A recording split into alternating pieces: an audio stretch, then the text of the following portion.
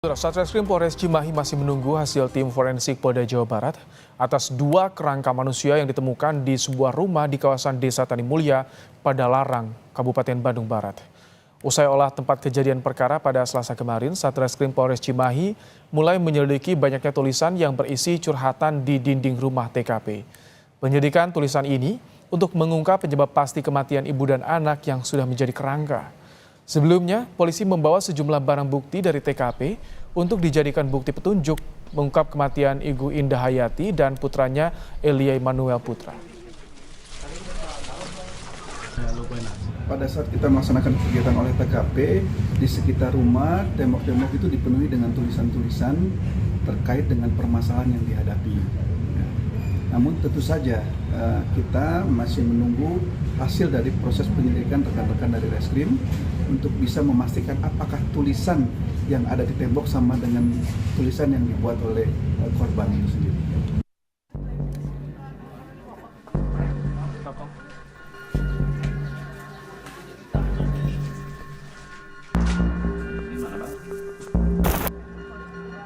Siapa yang menyangka bila rumah yang tampak usang dan berdebu ini berisi 2 kerangka manusia.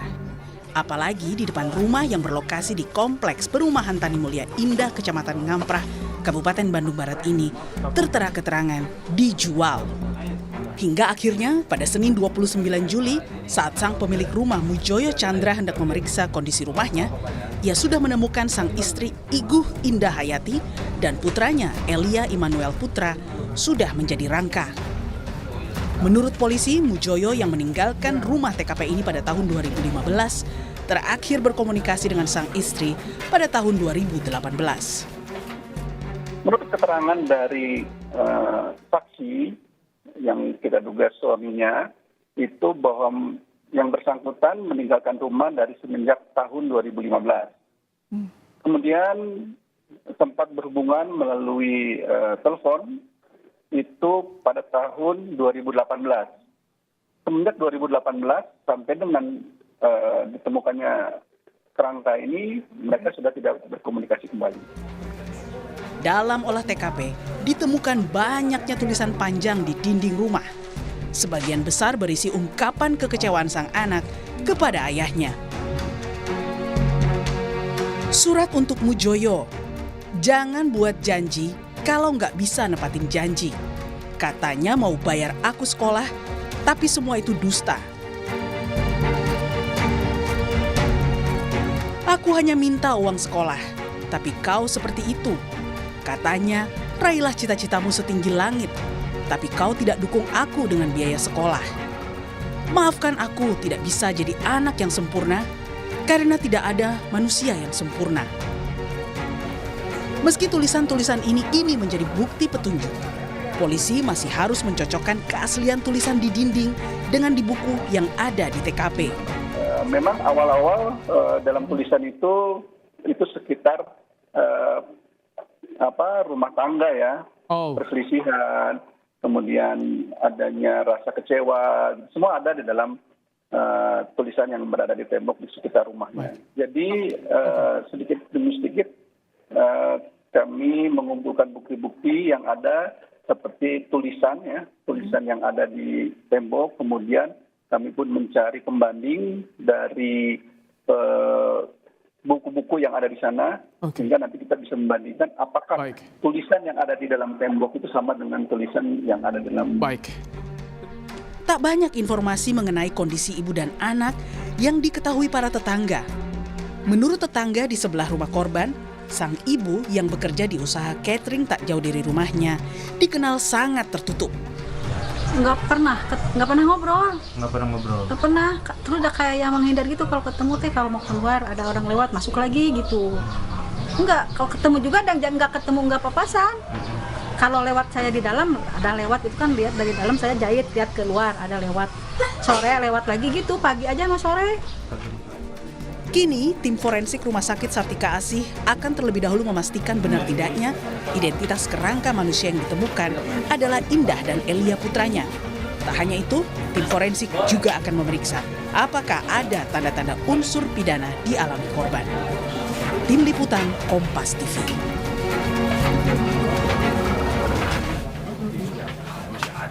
Dan untuk mengetahui bagaimana upaya mengungkap sebuah kasus kejahatan dari temuan 2 kerangka manusia, sudah ada Guru Besar Kriminologi Universitas Indonesia, Adrianus Meliala. Selamat petang, Prof. Adri. Selamat petang, Mas Abdullah. Baik, Prof, ini kini yang jadi perhatian adalah banyaknya tulisan di dinding rumah yang isinya kekecewaan terhadap suami dan juga ayah korban. Izinkan saya untuk membacakan beberapa di antaranya, Prof. Ini dia, jikalau kau menikah lagi, aku harap kau jangan menyakiti istri ketigamu nanti.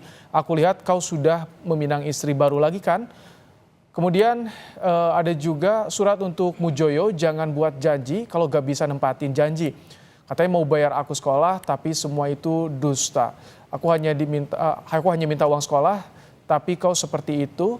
Katanya raihlah cita-citamu setinggi langit, tapi kau tidak dukung aku dengan biaya sekolah. Itu dia beberapa petikan kalimat yang ditemukan dalam tulisan dinding di TKP Kerangka di Bandung Barat. Prof, apa yang bisa Anda analisa dari temuan ini? Bisakah ini jadi petunjuk? Ada satu metode dalam dunia ilmu namanya otopsi psikologis. Jadi bukan otopsi fisik ya, tapi otopsi psikologis di mana kemudian kita dengan kacamata ilmu melihat kondisi jenazah, TKP, dan hal-hal di sekitar TKP.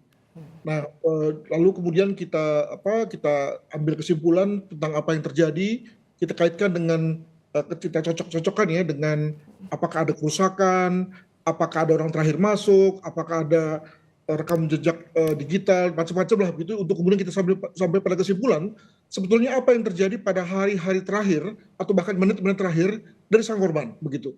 Nah, dalam hal itu ketika kita mau melakukan otopsi psikologis pada kasus ini, concern saya adalah bahwa kelihatannya di video yang ditampilkan oleh Kompas TV itu kok banyak sekali polisi yang masuk ya, kesannya jorok gitu. Kesannya lalu kemudian semua megang-megang, semua ngambil-ngambil. Oke, semua memang berniat baik, tapi jangan lupa bahwa TKP itu bermakna banyak gitu. Jadi saya kira dalam hal ini bukan hanya tulisan yang bermakna banyak, tetapi juga misalnya bagaimana posisi tubuh kerangka, bagaimana apakah ada sisa air minum pada cangkir misalnya. Nah, semua itu kan semua ada maknanya. Nah, sayang sekali kalau kemudian lalu semua itu dianggap sebagai tidak bermakna dengan banyaknya orang yang masuk. Nah, kita lalu terpaksa hanya mengandalkan pada 1-2 petunjuk yang mungkin saja bisa di manufaktur ya, atau bisa difabrikasi. Dengan kata lain, saya tidak mengatakan bahwa di sini lalu kemudian tulisan itu mirip bukan tulisan daripada jenazah ya, tapi bisa saja kemudian itu adalah tulisan orang lain kan. Nah, karena tadi tidak ada pembandingnya. Nah, syukurlah misalnya kalau di situ juga ada misalnya buku-buku milik korban ya, di mana kemudian polisi bisa mencocokkan apakah terdapat kesamaan jenis tulisannya. Untuk itu maka memang saya anjurkan agar kemudian grafolog ya dipanggil ya untuk melihat misalnya apakah orang yang sama yang menulis dan apakah suasana hatinya sama juga dalam rangka tulisan-tulisan tersebut. Kelihatannya adalah bahwa tulisan-tulisan itu ditulis pada waktu yang berbeda, pada suasana hati yang juga berbeda, ditandai dengan letak yang berbeda-beda dan juga ketebalan ketipisan huruf yang terdapat pada tembok tersebut. Demikian. Ini orang terdekat korban harus juga diperiksa atau bagaimana? Karena pengakuan suami terakhir komunikasi di 2018. Apakah ini juga bisa menjadi petunjuk, Prof? Saya bayangkan ya, karena di antara itu ada tahun 2020, 2021 di mana kita semua mengalami masa-masa berat ya, terkait dengan COVID ya, di mana kemudian kita pada saat itu memang banyak menemukan hal-hal yang ironis ya, hal-hal yang mengenaskan. Ada keluarga yang meninggal, ada orang yang meninggal tiba-tiba, tidak bisa ditolong karena bagaimana mau nolong, kita juga takut ya pada saat COVID begitu ya. Maka kalau kita kembalikan pada situasi itu, jangan-jangan memang itu juga terjadi pada mereka. Mereka kehilangan kemampuan mencari nafkah. Dikatakan bahwa sang ibu adalah bertugas sebagai staf catering ya. Pada waktu itu kita tahu sendiri bahwa jarang ada orang bikin pesta ya. Maka catering juga tidak ada. Maka mungkin dia lalu berhenti bekerja, tidak punya pemasukan, sakit pula gitu ya. Lalu lama-lama makin turun kemampuan fisiknya dan kemudian meninggal. Mungkin juga dalam hal ini sang anak juga punya kemampuan fisik yang terbatas ya, lalu sakit dan lama-lama kemudian meninggal di tempat tidur masing-masing. Mungkin begitu. Oke, ini jadi dengan adanya temuan di TKP, bagaimana ini untuk bisa mengungkap dugaan ditemukan unsur pidana atau tidak nanti?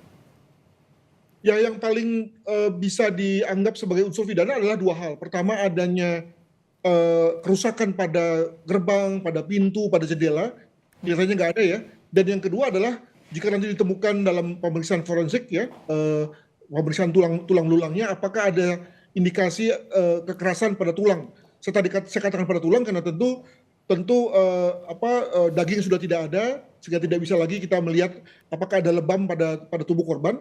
Mungkin saja dalam hal ini misalnya ketika ada luka tembak masuk atau luka tusuk masuk yang kemudian mengena pada korban, pada tulang gitu ya, yang lalu kita bisa tengarai sebagai indikasi pada kekerasan. Nah di luar itu saya kira nggak ada tuh, khususnya ketika tadi TKP sudah diacak-acak kayak begini nih, yang terlihat di TV nih ya, di mana kita kelihatan lagi apakah itu memang masih perawan atau sudah diacak-acak oleh petugas. Nah ini juga menjadi pelajaran bagi kita untuk membiarkan TKP seasli mungkin gitu ya, agar kemudian bisa dibaca oleh ahli tentang apa yang terjadi pada saat-saat terakhir korban. Demikian. Baik, terima kasih untuk analisa Anda, Prof. Adrianus Meliala, Guru Besar Kriminologi Universitas Indonesia terkait dengan penemuan kerangka di Kabupaten Bandung Barat, Jawa Barat.